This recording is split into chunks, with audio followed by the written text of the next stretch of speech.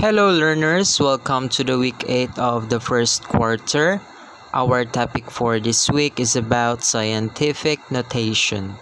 Here I am again, your teacher, Sir J.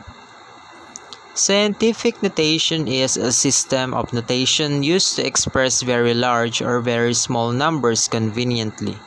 It uses exponents so as not to require the use of many zeros, which can be confusing and lead to errors. So pag sinabi nating scientific notation, this is a system of notation na ginagamit para ma-express natin yung napakalaking number or yung napakaliit na number into this notation.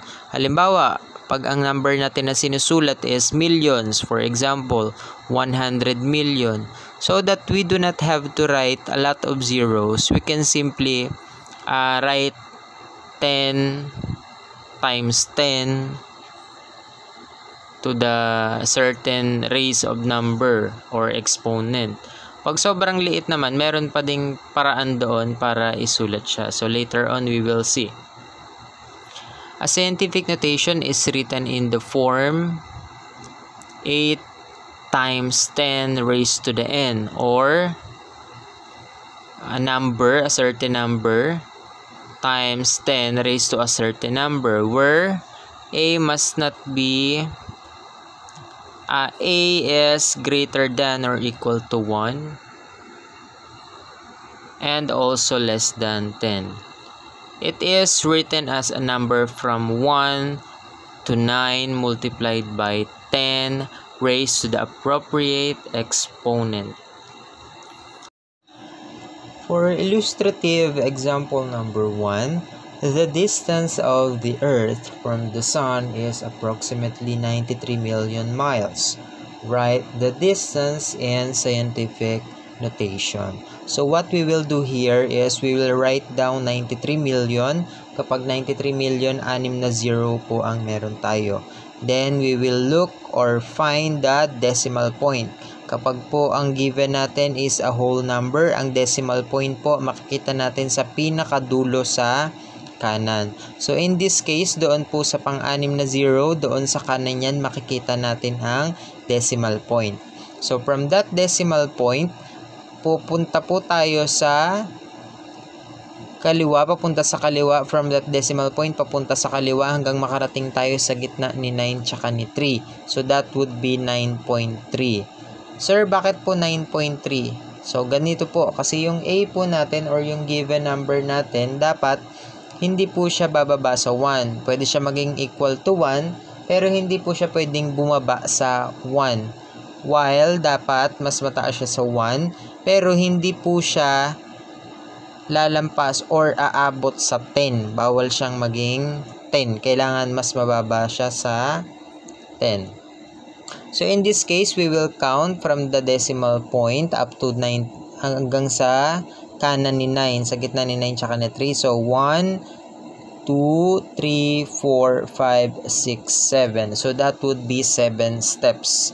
So ang magiging scientific notation natin is 9.3 times 10 raised to the 7th power. Next, for example number 2, write 0.1, 2, 3, 4, 5, 6, 7 na zeros, then 734 in scientific notation. So ganun ulit gagawin natin. So papunta naman sa kanan. Pag papunta tayo sa kanan, dahil galing tayong whole number papuntang kanan, ang magiging scientific notation natin, yung exponent niya, magiging negative. So starting from that decimal point hanggang makarating tayo sa gitna ni 7 tsaka ni 3. Hindi po sa gitna ni 3 and 4 kasi magiging 73.4 yan.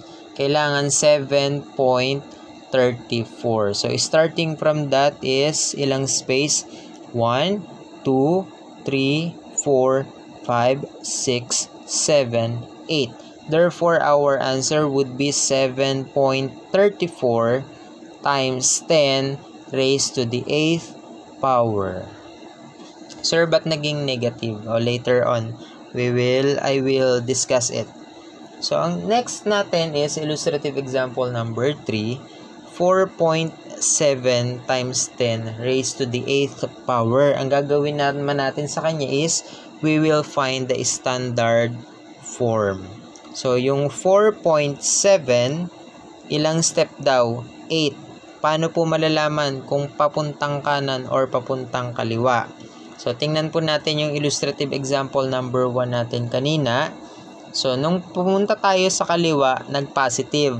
Tapos, dun sa illustrative example number 2, nung nagpunta tayo sa kanan, naging negative. O, this time naman po, ang gagawin natin, baligtad. Kasi, manggagaling tayong scientific notation papuntang standard form.